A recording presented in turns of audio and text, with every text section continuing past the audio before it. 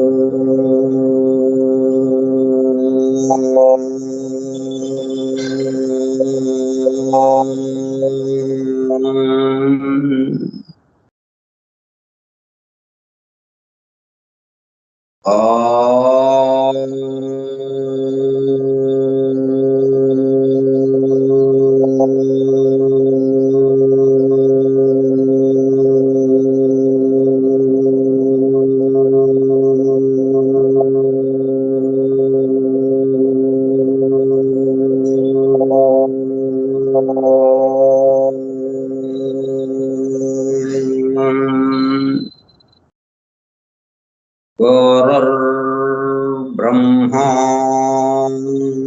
గురుర్విష్ణుః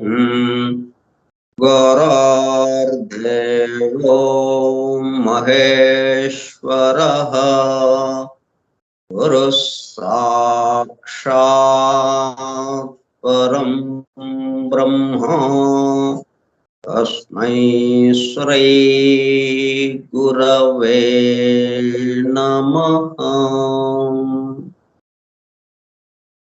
వ్యాసం వసిష్ఠనప్తారం శక్తేః పౌత్రమకల్మషం పరాశరాత్మజం వందే సుఖతాతం తపోనిధిం. శుక్లాంబరధరం విష్ణుం శశివర్ణం చతుర్భుజం ప్రసన్నవదనం ధ్యాయేత్ సర్వవిఘ్నోపశాంతయే. అగజ ఆనన పద్మార్కం గజాననమహర్నిశం అనేకదం తం భక్తానాం ఏకదంతముపాస్మహే.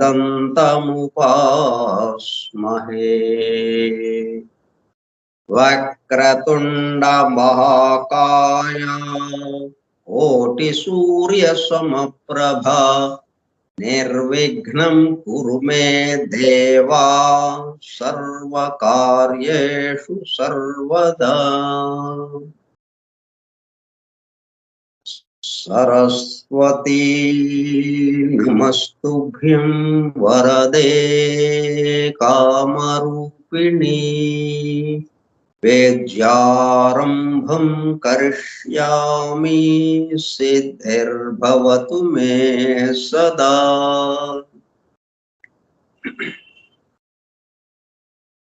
ఓం భూర్భువస్సువః ఓం తత్సవితుర్వరేణ్యం భర్గో దేవస్య ధీమహి ధియో యో నః ప్రచోదయాత్.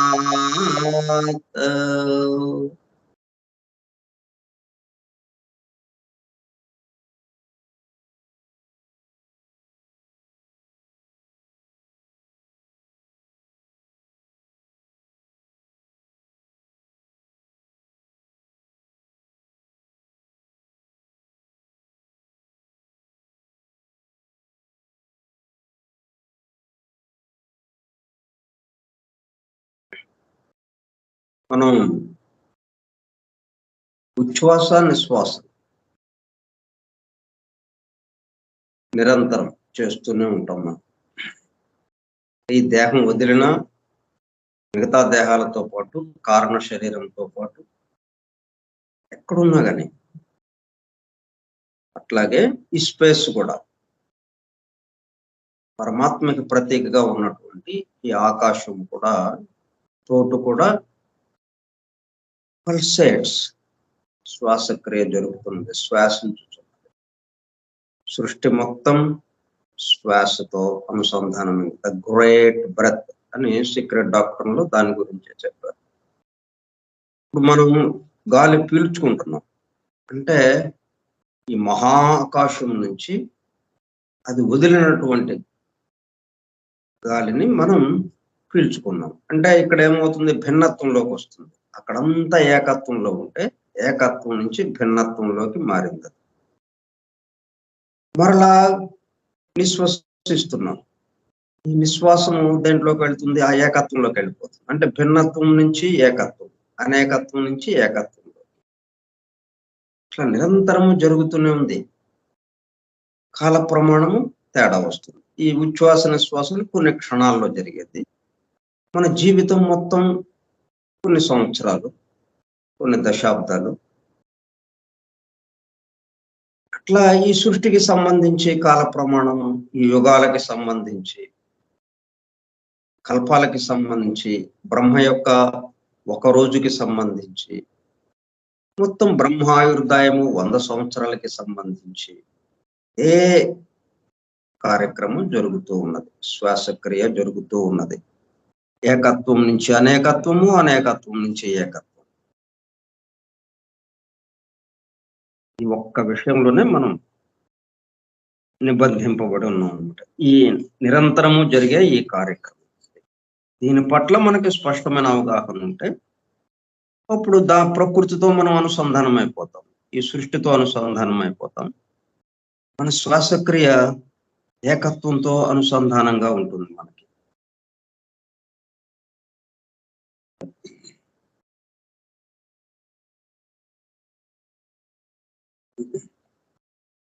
ఫోరం ఫర్ ట్రూత్ సీకర్స్, సత్యాన్వేషకుల బృందము. ఫౌండేషన్స్ ఆఫ్ ఎసోటరిక్ ఫిలాసఫీ, నిగూఢ తత్వశాస్త్ర మూలము. From the writings of H.P. Blavatsky, arranged with a foreword and notes by M.T.H. Hoskins. గ్రంథ పఠనము, అధ్యయనము, అవగాహన, ఆత్మదర్శనము కార్యక్రమం. 116వ పాఠము 28/12/2022 బుధవారము సాయంత్రం 4:30 గంటలు. నిగూఢ తత్వశాస్త్ర మూలము స్కైప్ గ్రూపులో సుదూర ప్రాంతాలలో ఎవరింట్లో వారు హాయిగా విశ్రాంతి తీసుకుంటూ ఏకకాలంలో ఒకేసారి ఏమి చేస్తున్నాము, వింటున్నాము. ఏమి వింటున్నాము? శాస్త్ర సాంకేతిక రంగములలో ఎంతో వేగముగా పురోగమిస్తున్న ప్రస్తుత కాలంలోని మానవాళి అదే వేగముతో ఆధ్యాత్మిక రంగంలో కూడా పురోగమించుటకు వీలుగా ప్రపంచంలోని అన్ని జాతుల, మతముల పవిత్ర గ్రంథములలో పొడుపు కథల రూపములో అర్థము అయి అవనట్లుగా ఉన్న సృష్టి రహస్యములను బహిర్గతం చేసి మానవాళికి అందించి వాటి అవగాహన ద్వారా ఆత్మదర్శనము పొందుట అను దివ్య ప్రణాళికను అమలు చేయుటకు పరమ గురువులచే ఎన్నుకొనబడిన మేడం హెలెనా పెడ్రోనా బ్లవట్స్కీ తన జీవిత కాలమంతా శ్రమించి తన మాతృభాష కాని ఇంగ్లీషు భాషలో తన ద్వారా అత్యద్భుతముగా మానవాళికి అందింపబడిన Isis Unveiled, The Secret Doctrine, The Voice of the Silence, The Key to Theosophy గ్రంథములు అధ్యయనము చేసి వాటిలో ఇవ్వబడిన విషయములు పూర్తిగా అర్థము కాకపోవుటచే అతి నిగూఢములైన సృష్టి రహస్యములు, వాటి మూలము, గ్రంథ హృదయమును చేరు పద్ధతులు తెలుసుకోవాలనే తీవ్ర ఇచ్చగల కొందరు సత్యాన్వేషకులు ఆమె చివరి సంవత్సరాలలో ఆమె వద్దకు చేరి ఆమెతో సంభాషించుచు ప్రశ్న సమాధానము సంవాద రూపంలో ఎన్నో నిగూఢములైన విషయములను మరింత లోతుగా తెలుసుకొని సత్యమును చేరుటకు ప్రయత్నించారు. ఆ ప్రసంగ విశేషాలు అన్ని వ్రాయబడి తదుపరి transactions of the Blavatsky LADS అనే గ్రంథముగా అందరికీ అందుబాటులోనికి వచ్చినది. తదుపరి వాటిని collected writings of Blavatsky volume 10 లో చేర్చడం జరిగినది. ఆ బృందంలోని ఒక సోదరుడు నేవీ కమాండర్ రాబర్ట్ బోవెన్ ఆమె వివరించుచుండగా తాను స్వయముగా వ్రాసుకున్న నోట్స్ ను ఆమె దేహము విడచుటకు 3 వారముల ముందు ఆమెకు చూపించగా అతను చూపిస్తున్న శ్రద్ధకు మురిసిపోతూ చేసిన కృషిని మెచ్చుకున్నట్లుగా అదే సమయంలో ఆ నోట్స్ కు తన అంగీకారమును తెలుపుతున్నట్లుగా తల ఊపుచు ఒక చిరునవ్వు నవ్వాను.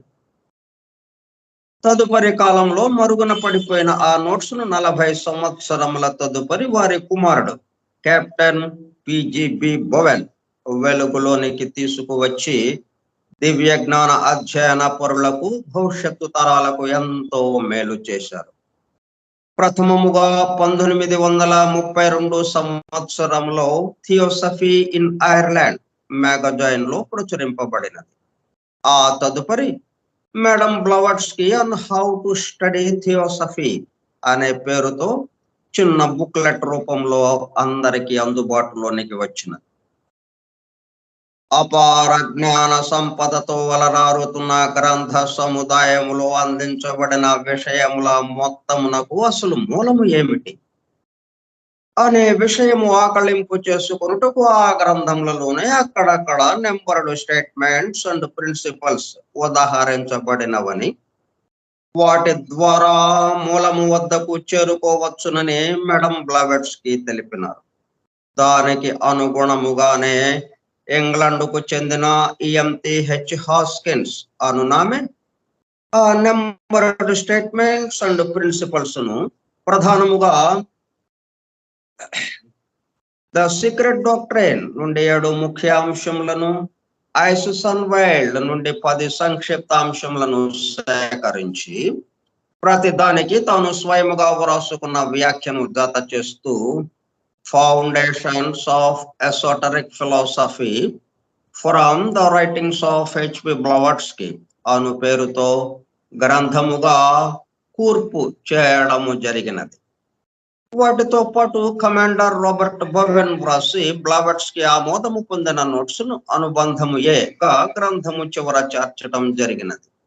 చివరగా గ్లాసరీ పారిభాషిక పదకోశము అనుబంధము బిగా చేర్చబడినది.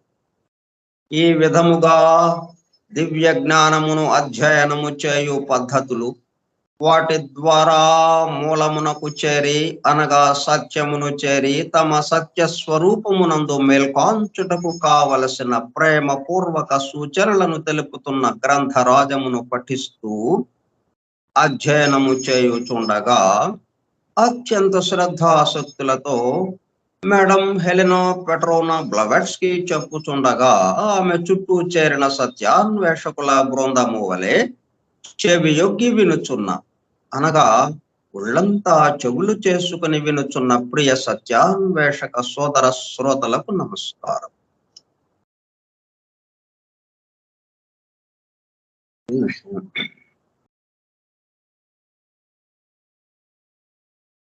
మనం ఐసన్ వైల్డ్ 10 సంక్షిప్త అంశంలోకి సంబంధించిన వివరాలు తెలుసుకుంటున్నాం. ఈ లోపల ఈ ఐసన్ వైల్డ్ యొక్క 2 వాల్యూమ్స్ కి సంబంధించినటువంటి ఉపోద్ఘాతాన్ని మనం తెలుసుకుంటూ ఉన్నాము. నిన్న ప్లేటో చెప్పిన సిద్ధాంతాలకి సంబంధించి తెలుసుకున్నాం. అయితే ఇంకొక విధంగా థియోఫ్రాస్టస్ అను తాత్వికుడు బ్రహ్మాండ పరిణామ సిద్ధాంతమును స్థాపించాడు. ఈ బ్రహ్మాండమంతా పరిణమిస్తున్నది.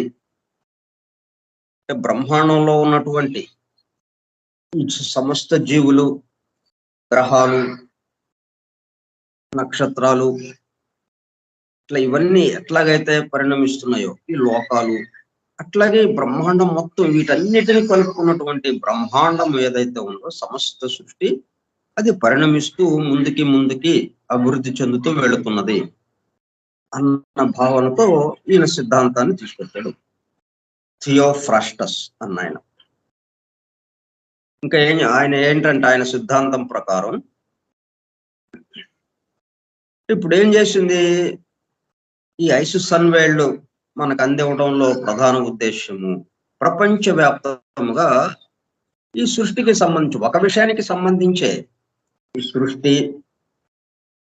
సృష్టిలో ఉన్నటువంటి జీవులు, గ్రహాలు, ఇట్లా సృష్టిలో భాగముగా ఉన్నటువంటి మిగతా వాళ్ళు, ఈ మొత్తాన్ని కలుపుకున్నటువంటి సృష్టి, దీని గురించిన విషయం.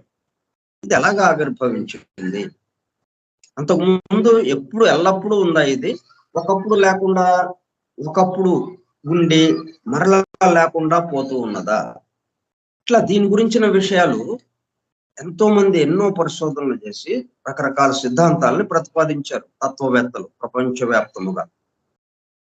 కొంతమంది వాళ్ళు సొంతగా నిర్ణయాలు సిద్ధాంతాలని ప్రకటించడము, కొంతమంది వాళ్ళు దర్శించి వాళ్ళకి స్ఫురించి ఆ విధంగా రావడం కొంతమందికి ఇట్లా జరిగింది. మొత్తానికి ప్రపంచవ్యాప్తంగా చాలా రకాల సిద్ధాంతాలు ఒక విషయం గురించి, ఇటు భారతీయ వేద ధర్మంలో భారతీయ దర్శనంలో కొన్ని రకాలుగా, అక్కడ వైపు కొన్ని రకాలుగా, ఇలా రకరకాల కోణాల నుంచి ఒకే విషయాన్ని రకరకాలుగా వివరిస్తూ మనకి అందుబాటులో ఉన్నాయి ఇవన్నీ.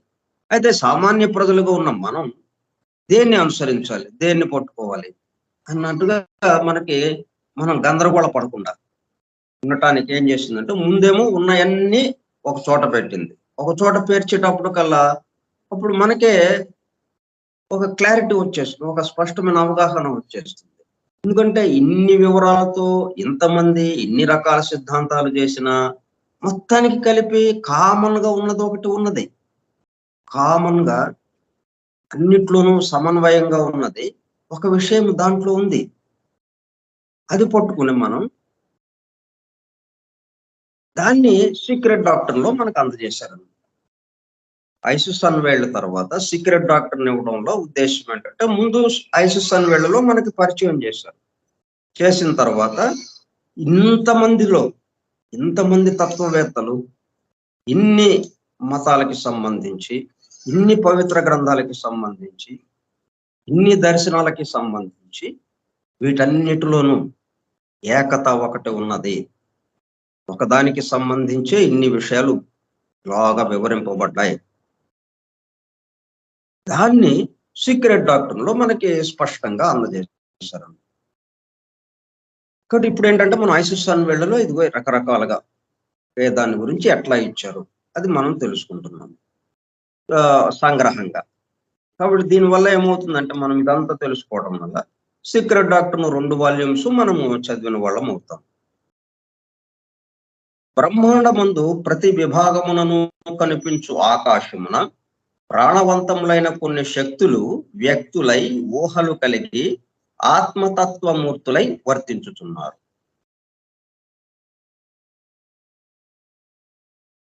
అంటే నేరుగా వ్యక్తులుగా రాలేదు. కొన్ని శక్తులు ప్రాణవంతములైన కొన్ని శక్తులు వ్యక్తులై ఊహలు కలిగి ఆత్మతత్వమూర్తులై వర్తించుతున్నారు. ఆది తత్వమునకును ప్రకృతి పురుష ద్వంద్వమునకును గల సమాహారమైన అస్తిత్వమే మానవుని ఆత్మయనియు అందలి శక్తులన్నయు నందు నిహితమై ఉన్నవనియు ఇతని సిద్ధాంతం. సృష్టి మూల శక్తులనే ఇతడు దివ్య శక్తులుగా భావించినతో వాని సిద్ధాంతంలో దివ్యతత్వము వ్యక్తిగతం అనుటకు తావులేదు. వానిని అతడు దేవతలని వ్యవహరించడంలో అతని ఉద్దేశ్యము అథోలోక ఆసుర శక్తుల నుండి వానిని వేరుపరచి చూపించుటయే. అంటే మనం 2 ఉన్నాయని చెప్పుకుంటున్నాం కదా, ఆసురి శక్తులు, దానికి వ్యతిరేకంగా విరుద్ధముగా దేవతా శక్తులు, దైవ శక్తులు, దైవీ శక్తులు. Positive, negative. దాన్ని అట్లా వేరుపరచాడు అనమాట. సృష్టిలోని సమాహారాత్మ బ్రహ్మాండమంతయు ఈ నిండి ఉన్నదని అంగీకరించుటయనగా, సృష్టిలోని సమాహారాత్మ ఒక్క ఆత్మ ఉన్నది, మొత్తం బ్రహ్మాండం అంతా నిండి ఉన్నది అన్నాడు. అంటే బ్రహ్మాండంలో ఏమేమి ఉన్నాయి? అణువులు. అక్కడి నుంచి సౌరాత్మ వర్గుకి సంబంధించి, చంద్రాత్మ వర్గుకి సంబంధించి, ఇట్లా ప్రథమ భౌతిక వర్గుకి సంబంధించి, ఆ తర్వాత సౌరాత్మ వర్గు, ఆ తర్వాత చంద్రాత్మ వర్గు, అక్కడ నుంచి దాటుకునే నాలుగోదైనటువంటి ఈ ఖనిజ వర్గు, ఆ ఖనిజ వర్గు నుంచి వృక్ష వర్గు, వృక్ష వర్గు నుంచి జంతు వర్గు, అక్కడ వరకు ఒక విభాగంగా, మరలా అక్కడి నుంచి ఈ జంతు వర్గులో నుంచి వచ్చేసి అది ఉపాధిగా ఉంటూ మానవుడిగా రూపొందటం, జీవాత్మ దాంట్లో ప్రవేశించి, మళ్ళా ఇక్కడి నుంచి అలాగా దివ్య మానవుడుగా, ఇలాగ బ్రహ్మ విష్ణు మహేశ్వరులుగా, ఆ విధంగా పరమాత్మ దాకా పరిపూర్ణం చెందటం. ఇట్లా ఉందని చెప్పాడంటే అర్థం ఏంటి? జంతువులలో కూడా ఆ ఆత్మ ఉన్నదని గుర్తించుటయే. మరి బౌద్ధులు, ఆశ్రమస్థులకు ఋషులు, మనువు దీనినే బోధించిరి. చెట్లలోను గడ్డి పరకలోను కూడా విశ్వాత్మ ఉన్నదని వారు తెలిపిరి. లేనిదంటూ లేదు కదా, దాని లేని ప్రదేశం అంటూ లేదు. ఈ చోటులో ఉన్నటువంటి అణువున మొత్తం ఆయనతో నిండి ఉన్నది. ఆయన ఒక మహాసముద్రము అనుకుంటే ఆ సముద్రంలో మనం ఉన్నాం. ఈ చోటంతా ఆయన అనుకుంటే ఆ చోట్లోనే కదా మనందరం తిరుగుతున్నాం. ఎవ్వరు తిరిగినా, ఎవ్వరు ఎక్కడ ఉన్నా ఈ చోటులోనే కదా. చోటంతా ఎవరు? ఆ పరమాత్మతో నిండి ఉన్నది. కాబట్టి దీన్ని ఈ పద్ధతిలో చెప్పుకుంటా నేను కొత్త విషయం చెప్పారు అన్నట్టుగా అన్నారు. కానీ అంతకుముందు చెప్పినటువంటివే భారతీయ దర్శనమే ఇంకొక పద్ధతిలో కొద్దిగా వేరుగా చెప్పుకుంటా వచ్చాడు ఆయన. అట్లా తీసుకొచ్చిందనమాట ఈమె. ఇట్లాగా దగ్గరికి తీసుకురావటం వల్ల ఏమైంది? అందరూ చెప్పింది ఒక చోటకు వచ్చేసింది. దాంతో ఎవరు కొత్తగా చెప్పలేదు, ఎవరు వ్యతిరేకంగానూ చెప్పలేదు. ఉన్న విషయాన్నే ఇంకొక కోణంలో చూసి అటేపు నుంచి చూస్తూ 360 డిగ్రీల కోణం ఉంది. మరి మొత్తము ఒక వృత్తం అనుకుంటే, ఒక వలయము అనుకుంటే 360 డిగ్రీలు. ఆ 360 డిగ్రీల్లో ఎటువైపు చూసినా ఇంకొక రకంగా కనిపిస్తూ ఉంటుంది. కానీ ఈ మొత్తానికి సంబంధించి కేంద్రం ఒకటే. కేంద్రం ఒకటే కాబట్టి పరిధి కూడా ఆ కేంద్రానికి సంబంధించిందిగానే ఉంటుంది. పరిధి ఎప్పుడు సపరేట్ కాదు. కేంద్రం ఉంటేనే పరిధి. పరిధికి అస్తిత్వం లేదు విడిగా. పరిధి ఒక్కటే ఉందండి, కేంద్రం లేదు అనగలమా? లేదు. కేంద్రం ఉందండి అనగలం, పరిధి లేదు అంటే వ్యక్తం కాలేదు. కేంద్రం ఉందంతే, వ్యక్తం కాలేదు. వ్యక్తమైతే పరిధి వస్తుంది. పరిధి లేకుండా కేంద్రం ఉండగలదు, కానీ కేంద్రం లేకుండా పరిధి లేదు. అలాగా అన్ని రకరకాలుగా ఇవన్నీ ఒక్క చోటకు వచ్చేటప్పటికల్లా వీటిలో ఉన్నటువంటి ఆ ఏకత ఏదైతే ఉన్నదో, సమానార్థకంగా ఉన్నది ఏదైతే ఉందో అది మనకి అర్థం చేసుకోవడానికి అవకాశం ఏర్పడింది. అంతకు ముందు వరకు ఏంటి, ఎక్కడ సపరేట్ వేరుగా ఉంటూ మేము చాలా కొత్త విషయాలు చెప్పాము, మేము వేరే రకంగా చెప్తున్నాము, అవన్నీ ఖండించేస్తున్నాము, కాబట్టి ఇది అసలైంది అని ఎక్కడోళ్ళు ఎక్కడ ఆయా ప్రాంతాల్లో ఉంటూ మిగతా వాళ్ళని ఖండించేస్తూ ఇలాగ చెప్పుకుంటూ ఉన్నారు. ఈమెం చేసిందంటే మొత్తాన్ని ఒక్క చోటకి చేర్చింది. చేర్చి చూస్తే అరే ఒక విషయాన్ని రకరకాలుగా చెప్పుకుంటూ వస్తున్నారు అన్నట్టుగా అయిపోయింది అనమాట. బ్రహ్మాండ నిర్మాణ కారణములైన దివ్య శక్తులకును మానవునకును నడుమ మరికొన్ని శక్తులున్నవి. అవి ఏ ఆసుర శక్తులు. ఇవి దివ్యతత్వం యొక్క పరిపూర్ణతకును మానవతత్వం యొక్క అపరిపూర్ణతకును నడుమ పనిచేయుచుండునని ప్లూటార్క్ సిద్ధాంతం. ఇంకొక ఆయన మానవుని అహంకార ప్రజ్ఞయే వాణ్ణి నడిచిపెట్టు ఆసుర శక్తి. మిగిలిన ఆసుర శక్తులకు ఇంత సామర్థ్యము లేదు. సృష్టిలోని దివ్య వైభవమునకు మానవుని దర్శనము ఉన్ముఖముటకును కాకుండుటకును కావాల్సిన కారణము మానవుని పైననే ఆధారపడి ఉన్నది. మనం ఉదయం కూడా అదే చెప్పుకున్నాం. ఒక పక్కన దైవ ప్రబోధం, నువ్వు ఎట్లాగా హాయిగా జీవించి ఉద్యానంలో అని ఆదాముకి చెప్పినటువంటి యెహోవా ఆదాముకి చెప్పినటువంటి ప్రబోధం, నువ్వు ఎలాగా మసులుకోవాలి, ఇక్కడ ఏం చేయాలి, ఏం చేయకూడదు, ఆ ప్రబోధము ఒక పక్కన. ఇంకో పక్కన సాతాను ప్రబోధం, నువ్వు ఇట్లాగ చేయి, నిన్ను మాయపుచ్చుతున్నాడు ఆయన, ఇలాగ చేయి, ఇలాగ చేస్తే ఇంకా చాలా ఆనందంగా ఉంటుంది నీకు అని ఇలాగా ప్రలోభ పెట్టటం. ఈ రెండిటి మధ్యన మానవుడు నిలబడి ఉన్నాడు. ఎందుకంటే మానవుడికి స్వేచ్ఛ ఉన్నది, జంతు స్థితి దాకా స్వేచ్ఛ లేదు. మానవుడి దగ్గరకు వచ్చినడుకులా స్వేచ్ఛ ప్రసాదింపబడింది. దానివల్ల ఏంటి, నువ్వు ఎటు వెళ్తే అటే, ఏ దారిని వెళ్ళావా ఆ దారికి సంబంధించిన కష్ట నష్టాలు, సుఖ దుఃఖాలు వీటిని అనుభవించాల్సిన అవసరం ఉంది. మానవుని పైననే ఆధారపడి ఉన్నది. ఈ విషయం మన ముందు ఈ విషయం మన ముందు లేకపోవడం వల్ల ఇదే కరెక్ట్ కావాల అనుకుంటున్నాము. ఈ సాతాను యొక్క ప్రబోధానికే తల ఊగుతున్నాము. అది ఆకర్షణీయంగా ఉంటుంది మనకి.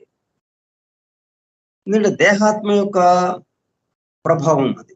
దేహాత్మ యొక్క ప్రభావం, దేహాత్మ ఏంటి, జంతు స్థితి నుంచి వచ్చినది. అది జంతు స్థితి వరకు అణచబడినటువంటి కోరికలు, మరి భావావేశాలు, ఉద్వేగాలు, కోపము, ద్వేషము, ఈర్ష్య, అసూయ ఇవన్నీ అణచబడి ఉన్నాయి. అక్కడ వ్యక్తీకరించడానికి ఏమాత్రం అవకాశం లేదు జంతు స్థితి వరకు. అది ఎప్పుడైతే ఉపాధిగా ఇక్కడ మానవుడికి, జీవాత్మకి ఉపాధిగా ఏర్పడిందో, ఇంకప్పుడు అవి బయటకు పెట్టడానికి, వ్యక్తం చేయటానికి, తనలో ఉన్న అణగారిపోయినటువంటి ఆ కోరికలని, ఆవేశాలని, ఉద్వేగాలని బయటపెట్టడానికి, వ్యక్తపరచడానికి ఇప్పుడు అవకాశం దొరికింది. ఇంక ఇప్పుడు ఎవడు అదుపు చేసేవాడు లేడు. అదుపు చేసే జీవాత్మ అలా చూస్తూ ఉంది. దాంతో జీవాత్మని కమ్మేసేసి, జీవాత్మ ఎందుకు వచ్చింది, ఈ జంతు స్థితికి సంబంధించినటువంటి ఉపాధిగా ఏదైతే మనకున్నదో, ఈ మానవ ఉపాధిగా ఏదైతే వచ్చిందో అది దేహాత్మగా ఉంటూ, దాన్ని మనం ఇంకా ముందుకు తీసుకువెళ్ళి అది పరిపూర్ణ స్థితికి తీసుకువెళ్ళటం కోసం, ఈ దేహాణువులన్నీ పరిపూర్ణం అవటం కోసం జీవాత్మ వచ్చింది. ఎందుకంటే 3 జీవ ప్రసారాలు సృష్టి అభివృద్ధి పొందటం కోసం, పరిణామంలో క్రమక్రమంగా ముందుకి వెళ్ళటం కోసం కదా జీవ ప్రసారాలు పనిచేస్తున్నాయి, అవుట్ పౌరింగ్స్. ఈ 2వ జీవ ప్రసారంతో ఏమైంది, జంతు స్థితి వరకు, ఒక అణువు జంతు స్థితి వరకు అభివృద్ధి చెందుతూ వచ్చింది, దాని పని అయిపోయింది అక్కడికి. ఇక 3వ జీవ ప్రసారానికి అది అందజేసింది, ఇక తర్వాత పని నువ్వు చూడు అన్నట్టుగా. ఇక్కడ తేడా పడింది. అందువల్ల ఇప్పుడు మనకి ఏది బాగా కనిపిస్తుంది ఆకర్షణీయంగా, ఈ సాతాను చెప్పినటువంటి ప్రబోధమే ఆకర్షణీయంగా ఉంటుంది. దైవ ప్రబోధాన్ని చెవిన పెట్టం, ఇంకా ఆయన ప్రబోధం మాకు వినపడడం లేదు, సాతాను ప్రబోధమే మనకు వినబడుతున్నది అన్నట్టుగా ఇక దాన్ని అనుసరించి ఇంకట్లాగా వెళ్ళిపోతూ ఉండడం. ఇక జీవాత్మ ఏమి చేయలేక అలాగా చూస్తూ ఉండిపోయింది అనమాట. ఇది ప్రస్తుత స్థితి ఏమిటంటే అలాగా ఉన్నది. నెమ్మదిగా ఆ స్థితిలో నుంచి ఈ జీవాత్మ వైపుకి ఇది తిరిగేటట్టుగా, ఆ దైవ ప్రబోధానికి అది తిరిగేటట్టుగా రాబోయే కాలంలో జరుగుతుంది అనమాట. ఆత్మకు ప్రత్యేకమైన అస్తిత్వము కలిగి కొంతకాలము వేరుగా వర్తించుట సృష్టిలోని కోశముల సంసర్గము వలననే అని కొందరి సిద్ధాంతం. ఈ ఆత్మ పరిశుద్ధమై పూర్ణమైనప్పుడు దానికి సంసర్గము కలిగించు కోశములు అంతర్ధానమగుననియు, అప్పుడు ఆ మిగిలి ఉన్న ఆత్మ పరమాత్మలో ఐక్యముంది వర్తించుననియు వారు చెప్పుదురు. ఈ జీవాత్మ దీన్ని పరిపూర్ణం చేయడంలో అంటే కోశాలంటే మనం మామూలుది భౌతిక దానికి సంబంధించి జంతువాత్మకి సంబంధించిన దాని ఏదైతే ఉందో దేహాత్మకి సంబంధించిన కోశాలు వాటి యొక్క కోశాలన్నిటినీ పరిపూర్ణం చేయొచ్చు. ఆ కోశాలన్నీ ఏమవుతాయి? ఇప్పటి వరకు విడిగా ఉన్నటువంటి భిన్నత్వంతో ఉన్నటువంటి ఆ కోశాలే ఏకత్వానికి సంబంధించిందిగా మారిపోయి ఆ పరమాత్మతో సంయోగం చెందడం జరుగుతుంది. పరమాత్మగా తనను తాను గుర్తించటం, కలవటం లేదు, విడిపోవటం లేదు. ఇక్కడ సృష్టిలో కలవటాలు, విడిపోటాలు అన్ని భావనలో మాత్రమే, వాస్తవంగా ఏమీ లేదు. వాస్తవంగా జరిగేది చక్కగా ఈ సృష్టికి సంబంధించినటువంటి విషయం ఒకే దాంట్లో ఒకరిలోనే జరుగుతున్నది. ఇదంతా మనం నాలుక మీద పెట్టుకున్న ఆహారపు ముద్ద ఏదైతే ఉందో అది లోపలికి వెళ్ళి ఎన్ని రకాల మార్పులకి గురి అవుతున్నది. ఎక్కడ జరిగింది? ఆ మార్పులన్నీ ఎక్కడ జరుగుతున్నాయి? ఆ అన్నపు ముద్ద యొక్క మార్పులన్నీ ఎక్కడ జరుగుతున్నాయి? తిన్నవాడిలో జరుగుతున్నాయి, బయట ఎక్కడ జరగట్లేదు కదా. అట్లాగే ఈ సృష్టి మొత్తం ఎక్కడ జరుగుతుంది? ఆ సృష్టికి సంబంధించిన వాడి దగ్గర, ఆ సృష్టించిన వాడి దగ్గర, వాడిలో జరుగుతున్నది ఇది. అప్పుడు ఆ మిగిలి ఉన్న ఆత్మ పరమాత్మలో ఐక్యముంది వర్తించునని వారు చెప్పుదు.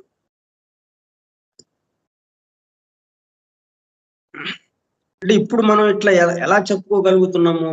సీక్రెట్ డాక్టర్ మనకు అందుబాటులో ఉంది కాబట్టి సీక్రెట్ డాక్టర్ చదివిన తర్వాత మరలా ఈ ఐసిస్ అన్వేళ్ళు వీటికి సంబంధించి మనం చదువుతుండేటప్పుడు కల్లా దాన్ని తెచ్చి దీనికి కలిపి చెప్పుకోగలుగుతున్నాం మనం. వీళ్ళు సగం చెప్పారు, ఆ మిగతా సగం సీక్రెట్ డాక్టర్ లో ఉంది అని మనం అర్థం చేసుకోగలుగుతున్నాం. జెనోక్రటస్ మాంసాహారము తనకును తన శిష్యులకును నిషేధించను. అంతా ఏంటంటే ప్రముఖ తత్వవేత్తలు పాశ్చాత్య దేశాల్లో ఉన్నటువంటి రకరకాల కాలాల్లో ఒకళ్ళ తర్వాత ఒకళ్ళు అలాగా సమకాలికులు కూడా కొంతమంది ఉన్నారు. వీళ్ళు రకరకాల సిద్ధాంతాలతో మొత్తానికి తన దగ్గర ఉన్నటువంటి అనుయాయుల్ని, తమ శిష్యుల్ని క్రమంగా ఆ దైవత్వం వైపుకి నడపటానికి, ఈ భౌతికత అనే చీకటి నుండి ఆ వెలుగు అనేటటువంటి ఆ దివ్యతత్వానికి దానికేసి నడపటానికి వీళ్ళు ప్రయత్నం చేస్తూ వస్తున్నారు అనమాట. జెనోక్రటస్ అన్న ఆయన ఏం చెప్తున్నాడు? మాంసాహారము తనకును తన శిష్యులకును నిషేధించను. దీనికి కారణము జంతు ప్రవృత్తి, తీవ్ర కామ క్రోధాదులు మాంసాహారము వలన మానవులకు వర్తించునని అతని విశ్వాసం. విశ్వాసమే కదా, వాస్తవం కూడా అదే అయి ఉన్నది. ఎందుకంటే అది చంపుతున్నప్పుడు వృక్షవర్గుకి మనము చెట్టు నుంచి ఆకుకూరలు కానీ పళ్ళు కానీ ఏదైనా కానీ మనము ఆ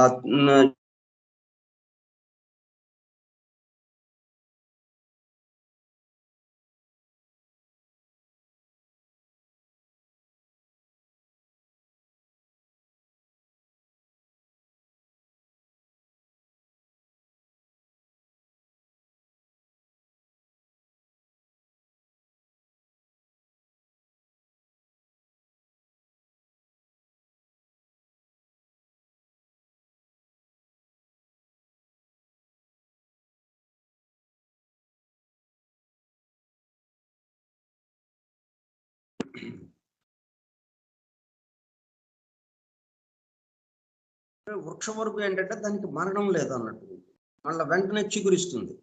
ఒక ఆకు కోశం అంటే ఆకు దగ్గర ఒక కొమ్మని విరిచామంటే ఆ కొమ్మ దగ్గర మరలా చిగురించడం ఉంటుంది. అదే మన జంతు వర్గు దగ్గరకు వచ్చినప్పటికల్లా అలాగే లేదు, ఇక మరణం అది. దాంతో ఏమవుతుంది? దాన్ని చంపి తినడం అనేటప్పటికల్లా ఆ చంపేటప్పుడు దానికి ఉన్నటువంటి వేదన అది ఆ మాంసం ద్వారా ఆ తిన్నవాడిలోకి వెళ్ళి ఇటువంటి ఆ తీవ్రమైన ప్రవృత్తి, కామక్రోధాదులు ఇవి వస్తున్నాయి అనేది ఒక ఆలోచన. అందుకని మనం మాంసాహారం తీసుకోకుండా ఉంటే మంచిది. అవి కూడా మన తోటి జీవులు కాబట్టి. మనకి ఇంకా తేలికగా ఉండే శాకాహారం మనకు లభిస్తుంది కాబట్టి మాంసాహారాన్ని మనము తగ్గించడం మంచిది, పూర్తిగా మానేయటం ఇంకా మంచిది అని కొంత వాళ్ళు అసలు మానేశారనమాట. వాళ్ళు నిషేధించాడు, అసలు ఆయన శిష్యులకి నిషేధించాడు, తనకి తన శిష్యులకు నిషేధించాడు. దీనికి కారణము జంతు ప్రవృత్తి, తీవ్ర కామక్రోధాదులు మాంసాహారం వలన మానవునికి వర్తించునని అతని విశ్వాసం. పైథాగరస్ కూడా ఈ సత్యమునే దర్శించి ఆ జన్మ శాకాహారిగా నుండిపోయాను. ఇప్పుడు తమాషా ఏంటంటే భారతదేశంలోనేమో మాంసాహారం పెరుగుతోంది, మాంసాహారము తీసుకునే వాళ్ళ సంఖ్య క్రమక్రమంగా పెరుగుతోంది. ఇతర దేశాల్లో, పాశ్చాత్య దేశాల్లో క్రమక్రమంగా తగ్గుతున్నది, శాకాహారులుగా మారిపోతున్నారు వాళ్ళు. దీనికి కారణం ఏంటంటే పాశ్చాత్య దేశాల్లో ఉన్న సోల్స్ అన్ని భారతదేశంలో పుట్టడంతో అక్కడ వాళ్ళకి మాంసాహారము ఒక అలవాటు, అది పాశ్చాత్యులకి.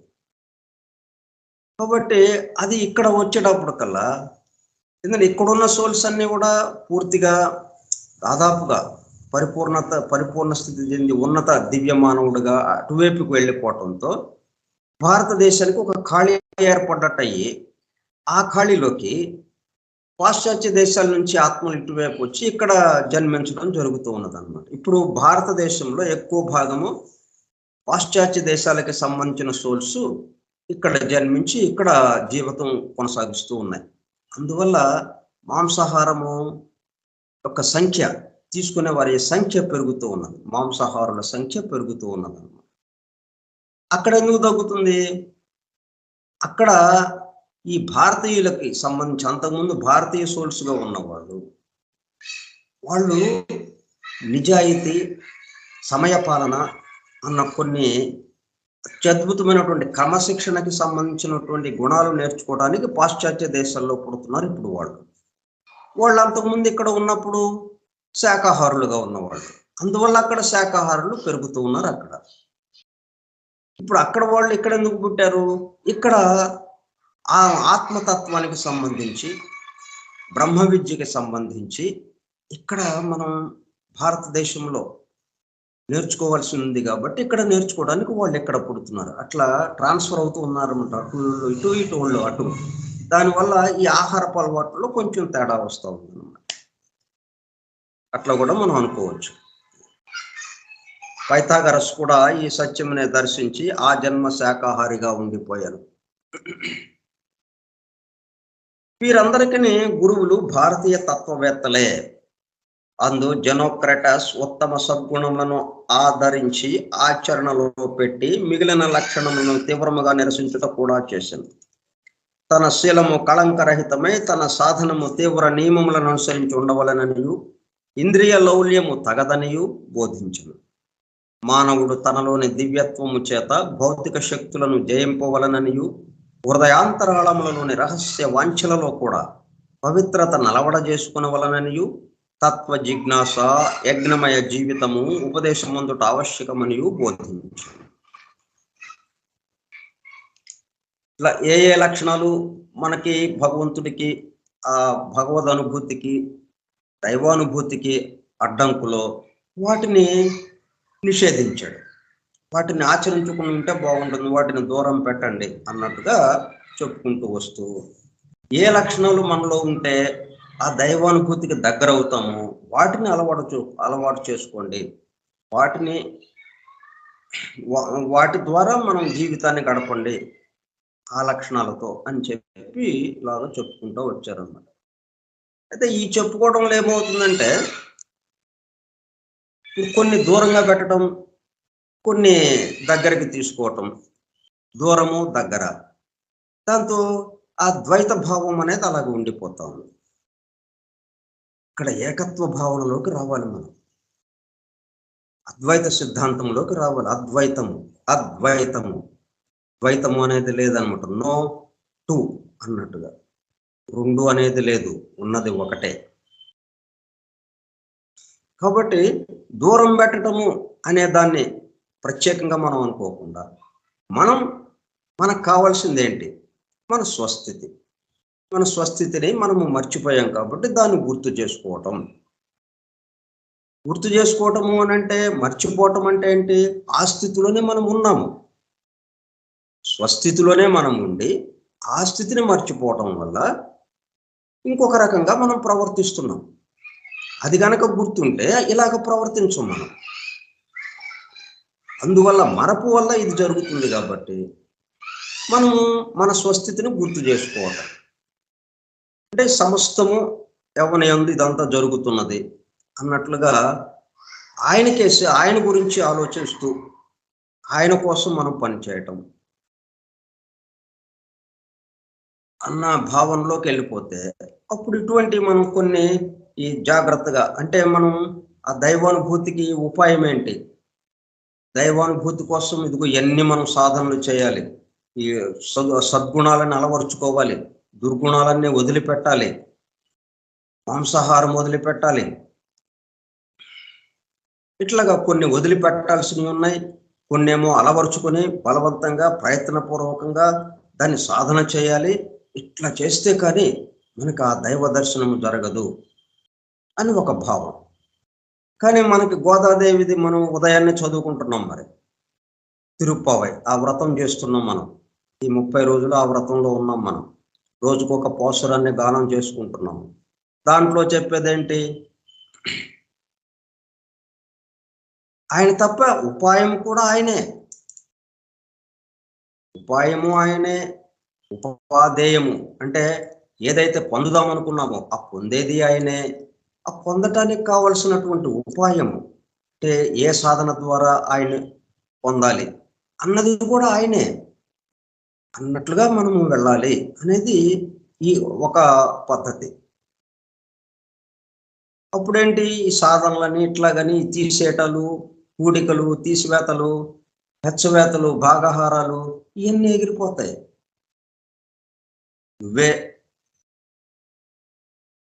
నువ్వెక్కడున్నావో మాకు తెలియదు కాబట్టి మేము ఇక్కడ కూర్చుని మాకు చేతనైన పనులు చేస్తాం. మాకు చేతనైనది నీ కోసం పని చేయటం అంతే. నీ కోసం పని చేయడం అంటే చుట్టూ ఉన్న వారి కోసం పని చేయటం. That's all. ఇట్లా ఈ పద్ధతిలో వెళ్ళటం అనేది ఒక విషయం అన్నమాట. ఇట్లా రకరకాలుగా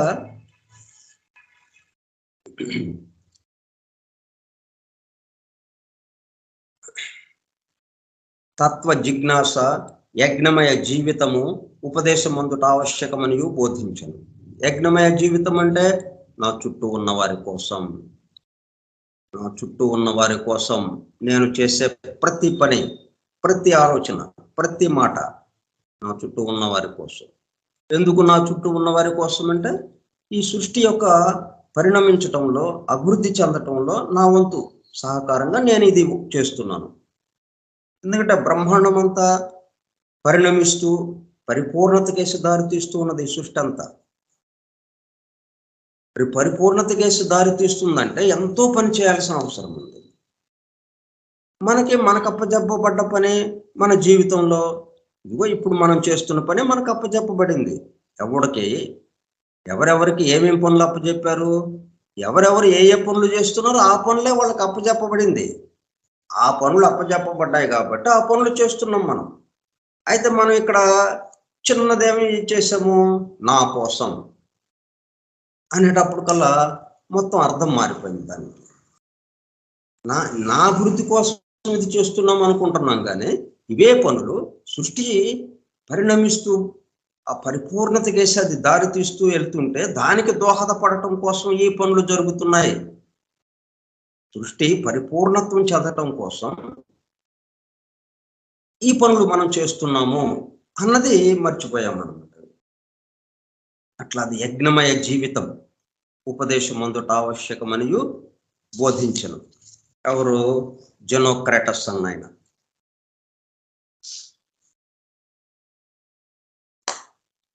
అందుకే మనం ఇది చాలా తేలిక చేసుకుంటున్నాం అన్నమాట. ఇన్ని రకాల సిద్ధాంతాలు, ఇన్ని రకాల తత్వ విచారాలు, సాధనలు అన్నీ ఒక్క విషయంతో నా కోసం నుండి నా చుట్టూ ఉన్న వారి కోసం. ఇప్పుడు చాలా మార్పు వచ్చేస్తుంది. ఎందుకు నా చుట్టూ ఉన్న వారి కోసం అంటే ఆ దైవానుభూతి కోసం. ప్లేటో తొలినాళ్ల సోదర బృందంలోని వాడకు గ్రాంటర్ అను మరి ఒక తత్వవేత్త ఇట్లు దర్శించారు. ప్రపంచవ్యాప్తంగా పాశ్చాత్య దేశాల్లో ఎంతమంది ఎంత శ్రమ చేస్తూ భగవంతుడికేసి తిప్పడం కోసం, మానవాళిని భగవదనుభూతిలోకి తీసుకువెళ్ళడం కోసం ఎవరెవరు ఎట్లా చేస్తున్నారో చూడండి. మానవుని ఆత్మ సర్వభూతాదియగు అనాది తత్వము నుండి ఒక ప్రత్యేకమైన అస్తిత్వముగా వ్యక్తమైనది. అది ఆది తత్వం ఒకటి వలన జీవులకందరికి ఒక్కటే ఆది తత్వము నుండి ప్రవృత్తిలోనికి విడివడుట వలన మాత్రము రెండవదిగా వర్తించుచున్నది. అన్నది ఒకటి ఆది తత్వము, ఆ పరమాత్మ తత్వము. కానీ దాని నుంచి కోటాను కోట్ల ఆత్మలుగా విడిపడినట్టుగా అనిపిస్తున్నది మనకి. రెండవదిగా వర్తించుచున్నది. ప్రవృత్తిలోనికి విడిపడుట వలన మాత్రమే రెండవదిగా వర్తించుచున్నది. జీవాత్మలు భౌతిక శరీరములలో వేరువేరుగా వర్తించుచున్నప్పటి ప్రజ్ఞ దేశాంతర వాసుల ప్రజ్ఞ వలె బాధితమనియు, ఒక విధముగా శిక్షను అనుభవించుట వంటిదనియు కూడా ఇతడు అభిప్రాయపడినట్లు ప్లూటార్కు చెప్పుచున్నాడు. అంటే మనం దేశ బహిష్కారం విధిస్తుంటారు ఒక్కొక్కళ్ళకి. అంటే ఇతను ఈ దేశంలో ఉంటే చాలా ప్రమాదము అన్నట్టుగా దేశ బహిష్కరణ విధిస్తారు. దాంతో దేశం విడిచి దేశాంతరవాసం ఎక్కడో వేరే ప్రాంతంలో, ఈ దేశానికి సంబంధం లేని ప్రాంతంలో ఎక్కడో శిక్ష అనుభవిస్తూ ఉంటారు. మనకి స్వాతంత్ర ఉద్యమ కాలంలో ఈ పోర్ట్ బ్లైరు, అండమాను అటువైపుకి శిక్షగా అక్కడికి పంపిస్తుండేవాళ్ళు. ఇక్కడ స్వాతంత్రం కోసం ఎవరైతే పోరాడుతున్నారో వాళ్ళని.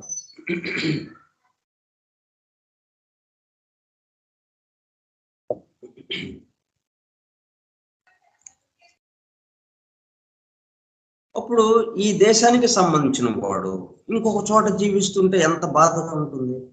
అట్లాగా మనము ఈ ఆది తత్వానికి, పరమాత్మ తత్వానికి సంబంధించిన వాళ్ళం వేరేగా విడిపడి, నేను ఒక ఆత్మను అన్నట్టుగా, నేను విడిగా ప్రత్యేకమైన వాడిని అన్నట్టుగా మనం అని జీవిస్తుండేటప్పుడు కల్లా మరి ఎంత వేదన ఉంటుంది.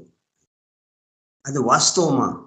కాదు కదా. మరి ఇతను పోర్ట్ బ్లైర్లోనో లేకపోతే అండమాన్లోనో ఎక్కడో అక్కడ జైల్లో ఉంచబడినప్పటికీ వాడు ఎక్కడి వాడు? భారతీయుడు, భారతదేశానికి సంబంధించిన వాడు. అట్లాగా మనం ఇక్కడ వేరువేరుగా ఉన్నాం, మనం వేరువేరు ఆత్మలుగా. కానీ మనం ఎవరికి సంబంధించిన వాళ్ళము? ఈ పరమాత్మ తత్వం ఏదైతే ఉందో, ఒకే ఒక ఆది తత్వము ఏదైతే ఉందో దానికి సంబంధించిన వాళ్ళు అని అట్లాగా ఒక ఆయన చెప్పారు అన్నమాట. ఆ ఉదాహరణగా దేశాంతర వాసుల ప్రజ్ఞ వలె బాధితమనియు, ఒక విధముగా శిక్షణ అనుభవించుట వంటిదనియు కూడా ఇతడు అభిప్రాయపడినట్లు. అంటే ఎవరు? గ్రాంటర్ అన్నాయన అన్నట్లుగా ఈ ప్లూటార్క్ అన్నాయన చెప్పాడు. హెరాక్లెట్స్ ఇంకొక ఆయన, హెరాక్లెట్స్ అను మరి ఒక తత్వవేత్త కూడా పై విధముగానే దర్శించను. ఇతడును పైథాగరస్ వలనే భూమి తన చుట్టూ తాను తిరుగుచు సూర్యుని చుట్టూను తిరుగుచున్నదనియు, సూర్యుడును నక్షత్రములు తిరుగుక ధ్రువముగా నున్నవనియు దర్శించను. సోక్రటీసు ఈ సత్యమును బోధించడం వలననే నాస్తికుడుగా నిందింపబడి చంపబడెను. పాశ్చాత్య దేశాల్లో ఇదొక విచిత్రమైన విషయం. భారతదేశంలో అట్లాగా లేదు. ఏది చెప్పినా కానీ నిన్ను ప్రశ్నించడం అనేది ఉండదు. కానీ పాశ్చాత్య దేశాల్లో ఆ మతానికి వ్యతిరేకంగా, క్రైస్తవ మతానికి కానీ యూదు మతానికి కానీ, అంతకుముందు యూదు మతము కానీ ఈ మధ్యన వచ్చినటువంటి క్రైస్తవానికి కానీ దాంట్లో ఏవైతే చెప్పబడి ఉన్నాయో దానికి వ్యతిరేకంగా ఎవరైనా ఏమైనా చెప్పినా అది వాస్తవమైనట్టు అయినప్పటికీ, యథార్థమైనప్పటికీ దాన్ని అంగీకరించడం అనేదే లేదు. ఆ చెప్పిన వాళ్ళని ఏదో ఒక రకంగా శిక్ష వేసి సజీవ దహనం చేయటము, విషమిచ్చి చంపడము ఇలాగా చేస్తుంటారు. సోక్రటీస్ అలాగా చంపబడిన వాడు. మరి అని బెసెంట్ ఆ క్రితం జన్మలో ఒక జన్మలో మరి సూర్యుడు చుట్టూ భూమి తిరుగుతుంది, కానీ మరి అప్పటికి నా నమ్మకం ఏంటి, సూర్యుడే భూమి చుట్టూ తిరుగుతున్నాడు అనేది, భూమి బల్లపరుపుగా ఉన్నది అనేది. మరి దాన్ని కాదు అన్నాడు. పురుష జన్మలో 1600 సంవత్సరంలో, క్రీస్తు శకము 1600 సంవత్సరంలో ఈ బెసెంట్ యొక్క వెనకటి జన్మల్లో అలాగ చెప్పినప్పుడు సజీవ దహనం చేశారు. మరి అట్లాగా ఉంటుండేదన్నమాట. సోక్రటీస్ ఈ సత్యమును బోధించటం వలననే ఇప్పుడు వీళ్ళు ఇది చెబుతున్నప్పుడు మన దగ్గర ఏమని ఉంది, ఐతరేయ ఉపనిషత్తులో చాలా స్పష్టంగా సూర్యుడి యొక్క విషయం ఏంటి, భూమి యొక్క విషయం ఏంటి, వీళ్ళ యొక్క పరిభ్రమణం ఎలాగుంది, ఎవరు చుట్టూ తిరుగుతున్నారు, ఎలా తిరుగుతుంటే ఈ రాత్రింబవళ్ళు ఏర్పడుతున్నాయి, ఈ సంవత్సరము ఏర్పడుతూ ఉంది, ఈ విషయాలన్నీ చక్కగా వివరించున్నాయి. ఈ విషయాలనే వాళ్ళు అక్కడ చెప్పినందుకు వాళ్ళని సజీవ దహనం చేయటము, లేకపోతే విషమిచ్చి చంపడము ఇలాగా జరిగింది. మరి అక్కడ ఎట్లా విచిత్రంగా ఉంటాయి కొన్ని విషయాలు. ఈ సత్యమును బోధించడం వలననే నాస్తికుడుగా నిందింపబడి చంపబడాడు. హెరాక్లెట్స్ కూడా పైథాగరస్, ప్లేటో దర్శించిన సత్యములనే ఆత్మను గూర్చియు దాని శక్తి సామర్థ్యములను గూర్చియు దర్శించాను. ఇతని ప్రకారము ఆత్మ సర్వ ద్రవములలోని సూక్ష్మతరమైన సారతమమైన వ్యక్తిత్వము. అది తేజోమయము. జీవాత్మలు శరీరధారణ చెందక ముందు తారకల వంటి అస్తిత్వము కలిగి తారాపథమున పయనించుచుండును. వ్యక్తిత్వమునకు మేల్కొనిన ఆత్మలు వాయువు కన్నా సూక్ష్మమైన ద్రవ్యముగా వర్తించి పయనించుచుండరు. ఈయన ఒక గ్రంథం రాశాడు, హెరాక్లెట్స్ అన్నాయన. ఏమని, ఎపినోమిస్ అనే గ్రంథమున సృష్టిలోని తత్వముల ప్రజ్ఞలే అంకెలని పైథాగరస్ విశ్వాసం అనుసరించి చెప్పబడినది. మరియు సృష్టి యొక్క అంతర్గత గుహ్యతత్వమును మానవుడు జిజ్ఞాస చేసినప్పుడే సత్యజ్ఞానము లభించును. ద హిడెన్ విజడమ్, దాని లోపలికి వెళితేనే కానీ మానవుడు జిజ్ఞాస అంతర్గత గుహ్యతత్వమును, అంతర్గతంగా గుహ్యంగా రహస్యముగా నిగూఢముగా దాగి ఉన్న తత్వాన్ని మనం అవగాహన చేసుకుంటేనే, అర్థం చేసుకుంటేనే ఈ సత్య జ్ఞానము మనకి లభిస్తుంది. The hidden wisdom in the Holi Bible. మరి ఉదయం పూట మనం చదువుకుంటున్నది అది. మరియు మానవుడు శరీరము విడిచిన తరువాత కూడా ఆనందానుభూతి సాధ్యం. ఆత్మకు మృత్యువు లేదు. సంఖ్యల మూలతత్వమును అవగతము చేసుకొనుట వలన మానవుడు ఆత్మజ్ఞానము పొందగలడు. సరళ రేఖకును వక్రరేఖకును గల స్వభావ భేదము తెలియని వాడు అవ్యక్త తత్వము యొక్క సాంఖ్యమైన దర్శనమును పొందజాలడు. మనలో అమర్త్యమైన దివ్య తత్వము ఉన్నదని తెలియటకు ముందు సూక్ష్మ శరీరములున్నవని తెలియవలెను. మహత్తరములైన దివ్యోపదేశములు పొందిన వానికే ఆత్మతత్వము అవగతమగును.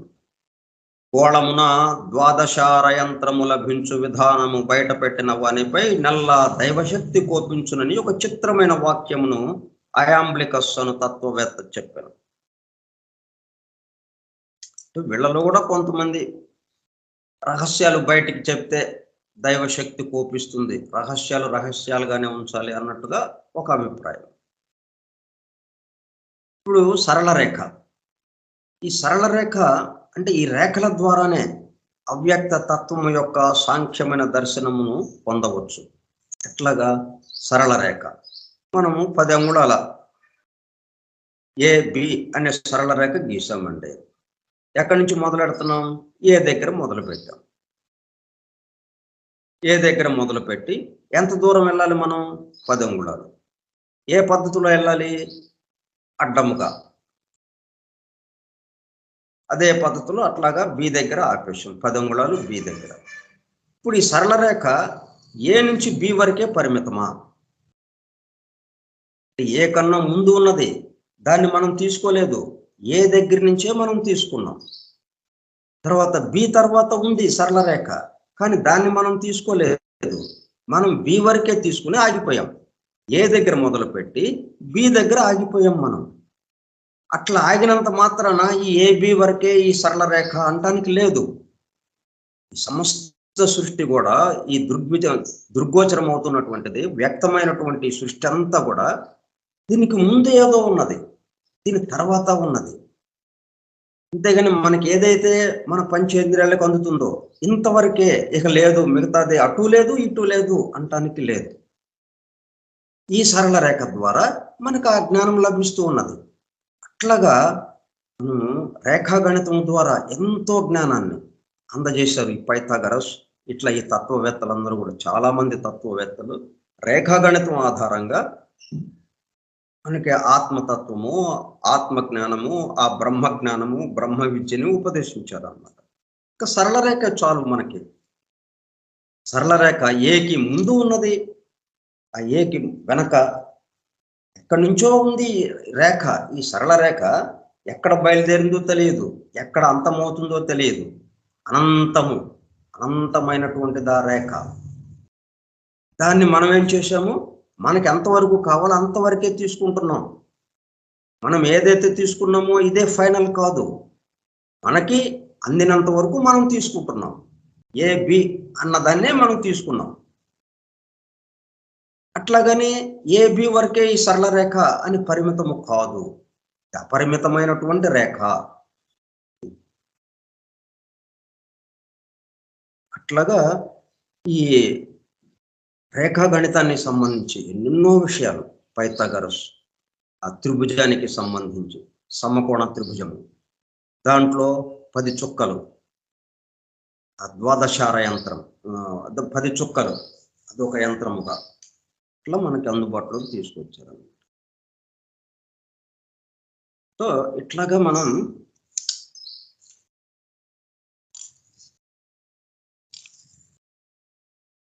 ఇంకా కొన్ని విశేషాలు ఉన్నాయి ఆ ఉపోద్ఘాతంలో. అవి మనం వచ్చే సోమవారం నాడు చెప్పుకుందాం. స్వస్తి ప్రజాభ్యః పరిపాలయంతాం న్యాయేణ మార్గేణ మహీం మహిషాః గోబ్రాహ్మణేభ్యః శుభమస్తు నిత్యం. లోకాః సమస్తాః సుఖినో భవంతు. లోకాః సమస్తాః సుఖినో భవంతు. లోకాః సమస్తాః సుఖినో భవంతు. ఓం శాంతి శాంతి శాంతి.